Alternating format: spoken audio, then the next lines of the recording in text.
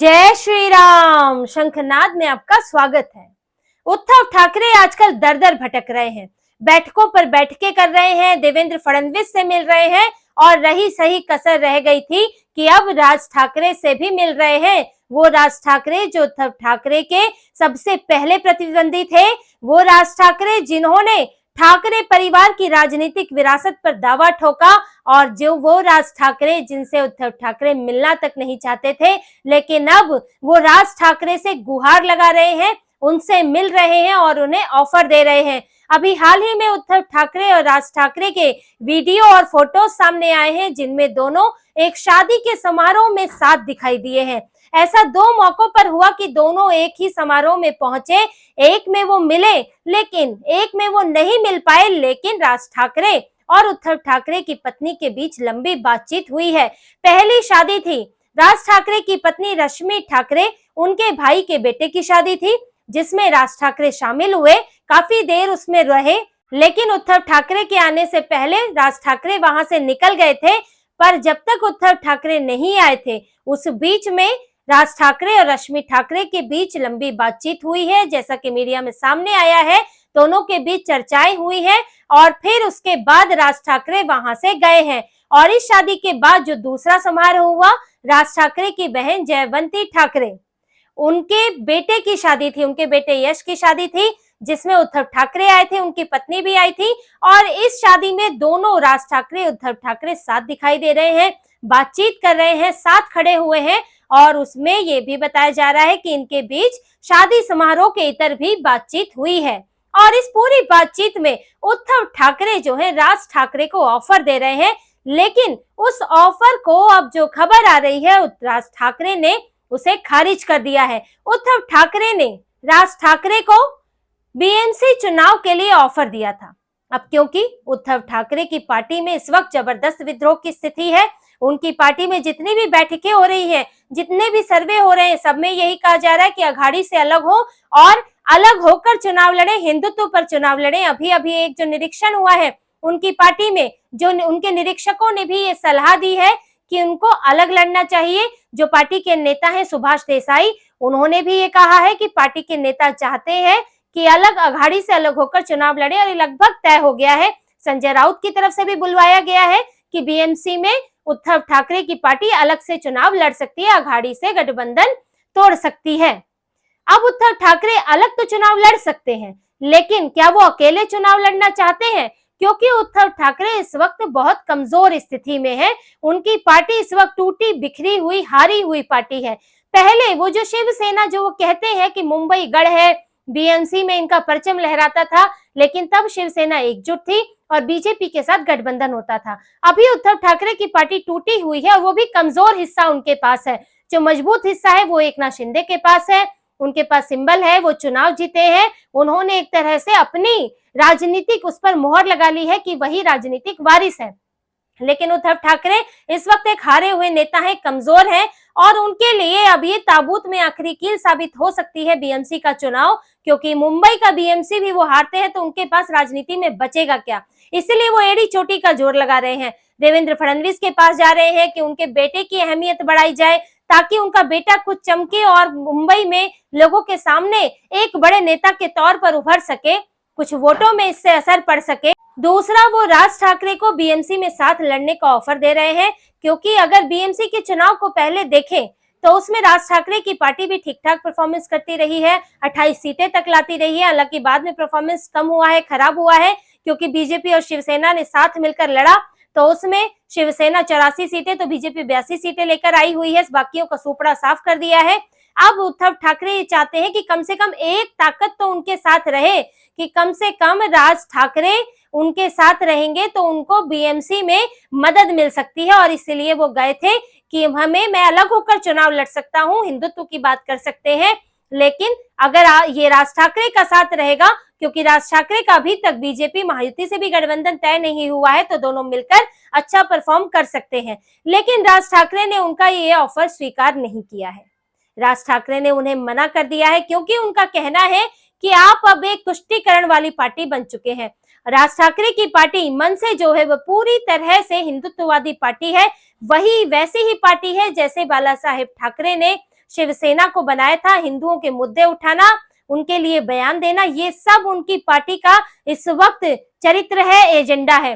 तो उनका यही कहना है कि आपके साथ आकर हमारी पार्टी की छवि भी खराब होगी। आप अघाड़ी से एक तरह से, अगर आप बीएमसी में अलग भी हो जाते हैं, लेकिन अगर अब बात के कोई चुनाव है या बात के किसी मुद्दे पर आप फिर अघाड़ी के साथ खड़े हो जाएंगे, कल को इंडी गठबंधन का हिस्सा बनने की कोशिश करेंगे, तो फिर हमारी छवि तो खराब होगी। इसीलिए राज ठाकरे इनके साथ नहीं जाना चाहते। और देखिए, दूसरी तरफ राज ठाकरे के लिए फायदा ये भी है कि वो महायुति का हिस्सा बने, और बीजेपी भी इसमें इंटरेस्ट दिखा रही है।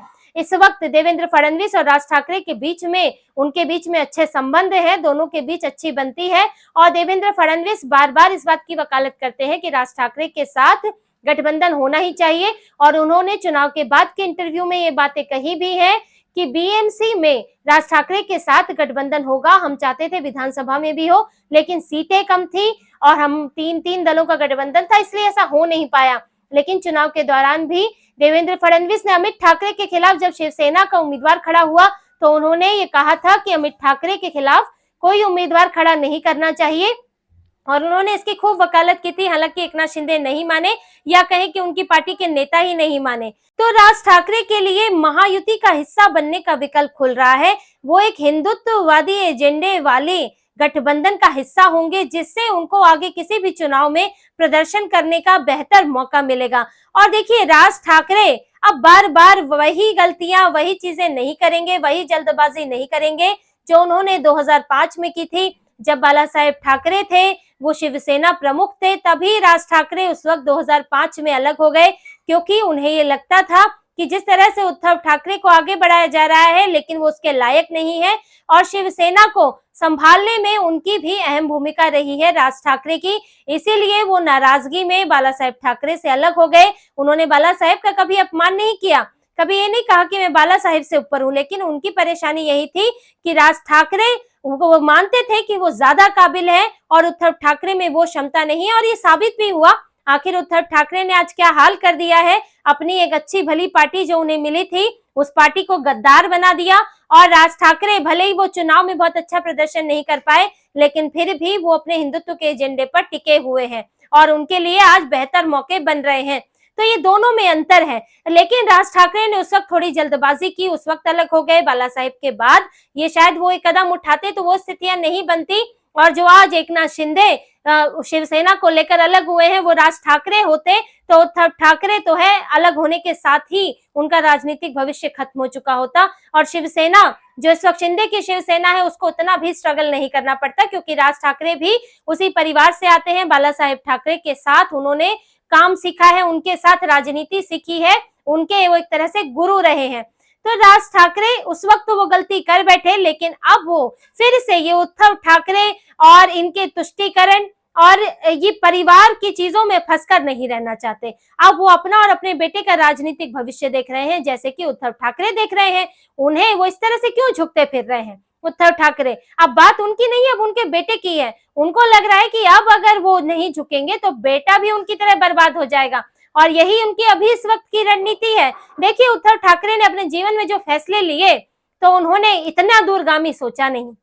उनको सोचना चाहिए था, उन्होंने ये तो सोचा कि अघाड़ी से अलग हो जाऊंगा, बीजेपी को नुकसान पहुंचाऊंगा, अघाड़ी के साथ हिंदू मुस्लिम वोट ले लूंगा और मैं सबसे बड़ी पार्टी बन जाऊंगा। लेकिन ये नहीं सोचा अगर हारेंगे तब क्या होगा और तब आपकी क्या बुरी गत होगी। ये सोच लेते, जो उन्होंने फैसला लिया था उसके दोनों पक्ष सोच लेते, तो आज ये स्थिति नहीं आती। उद्धव ठाकरे ने ऐसा नहीं सोचा, संजय राउत जैसों के बहकावे में आए, शरद पवार जैसे लोगों के संपर्क में रहे, तो ऐसे में उनकी पार्टी, उन्होंने अपनी पार्टी को गर्त में धकेल दिया, हिंदुत्व से धोखा किया, पार्टी टूटी और आज ये हाल है। इसीलिए वो दौड़े दौड़े गए थे देवेंद्र फडणवीस से मिलने के लिए, क्योंकि उनकी पार्टी के नेताओं ने भी दबाव डाला था कि अगर आप ही नहीं मिलेंगे और जिस तरह से आदित्य ठाकरे लड़ते फिर रहे हैं, तो कल को हमें सीएम से कोई काम होगा तो हम कैसे जाएंगे।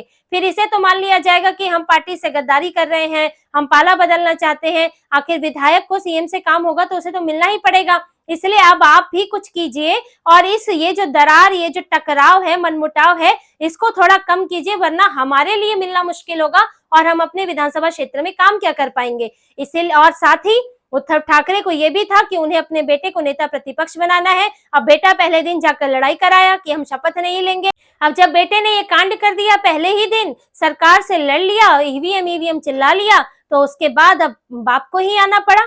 अब इनके पिताजी गए और उद्धव ठाकरे और जाकर देवेंद्र फडणवीस से गुहार भी लगाई कि हमारे बेटे को विपक्ष का नेता बनाइए, हमारे बेटे को जो है यहाँ अघाड़ी में सबसे बड़ी पार्टी हम है, तो हमारे बेटे को ही ये पद मिलना चाहिए। अब वो गुहार लगा रहे थे देवेंद्र फडणवीस से। देवेंद्र फडणवीस ने हालांकि उनकी मांग को स्वीकार नहीं किया है, और क्योंकि उनके पास संख्या नहीं है तो अभी उनकी तरफ से कोई ऐसा संकेत नहीं है सीएम की तरफ से कि कोई विपक्ष का नेता बनाया जाएगा। तो उद्धव ठाकरे इसीलिए जगह जगह हाथ फैला रहे हैं, क्योंकि अपना बेटा उनका जो है, जो नाकाबिल बेटा है, जो ये नहीं समझ पा रहा है कि सरकार से बनाकर चलोगे तो आप एक बेहतर विपक्ष नजर आओगे, ना कि हर बार आप दो दो हाथ करते चलोगे। आपको हमेशा चमकने के लिए विरोध की राजनीति करने की जरूरत नहीं होती है। आपको ये भी देखना होगा कि आपका एजेंडा क्या है, आपकी विचारधारा क्या है। अब उद्धव ठाकरे जब बेटे ने काम खराब किया है तो वो सुधार रहे हैं, और इसीलिए अब राज ठाकरे से भी मदद मांग रहे हैं। पर राज ठाकरे ने इस ऑफर से इनकार किया है उनके, जो इन शादी की इन समारोहों के दौरान जो सब चर्चाएं हुई हैं, और साथ ही राज ठाकरे ने उन्हें कुछ सलाह भी दे डाली है कि उद्धव ठाकरे को ये तुष्टीकरण की राजनीति के लिए तो बोला ही गया है, पर वो इस तरफ गिरे कैसे? उनकी पार्टी में कौन बैठा है ऐसा, कौन लोग हैं जो इस बात की पैरवी करते हैं? इस बात को लेकर भी चर्चा हुई है कि आप उन लोगों से कम दूर रहें। अगर आप दूसरों को, हिंदुत्ववादी पार्टियों को अपने साथ चाहते हैं तो वो लोग जो तुष्टीकरण का समर्थन करते हैं उनसे दूर रहे। संजय राउत जैसे नेता जो बार बार अघाड़ी की तरफ खींचते हैं, अब भी बोल रहे हैं कि भले ही बीएमसी हम अलग लड़े, लेकिन ऐसे तो हम अघाड़ी का हिस्सा ही रहेंगे। जो उद्धव ठाकरे को इंडी गठबंधन का प्रमुख बनने के, इंडी गठबंधन का नेता बनने के सपने दिखा रहे हैं, दीवा स्वप्न दिखा रहे हैं।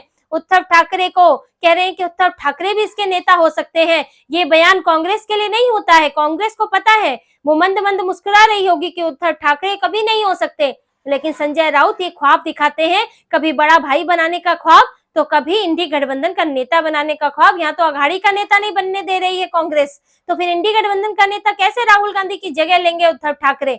लेकिन संजय राउत तो सपने दिखाते ही हैं, और इसी को लेकर राज ठाकरे से भी बात हुई है कि ऐसे लोगों से कम दूर रहो जो आपको गलत राह पर ले जा रहे हैं, जो आपको तुष्टीकरण की तरफ ले जा रहे हैं, अपनी विचारधारा से दूर ले जा रहे हैं। तभी कोई हिंदुत्ववादी पार्टी आपके साथ आ पाएगी, वरना फिर आप ना इधर के रहेंगे ना उधर के रहेंगे। इसी डर में उद्धव ठाकरे जो है वो पार्टनर खोजने में लगे हैं कि कहीं से तो कोई सपोर्ट मिले, और अगर कोई मनसे जैसी पार्टी जो हिंदुत्ववादी पार्टी है उसके साथ गठबंधन करेंगे तो पूरी तरह से उनकी छवि चमक जाएगी और वो पूरे भगवा वाले लगेंगे।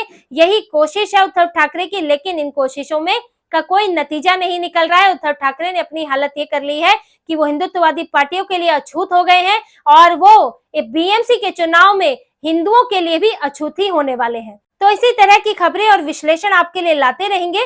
हमसे जुड़े रहिए, सब्सक्राइब कीजिए, कमेंट कीजिए। बहुत बहुत धन्यवाद। जय श्री राम।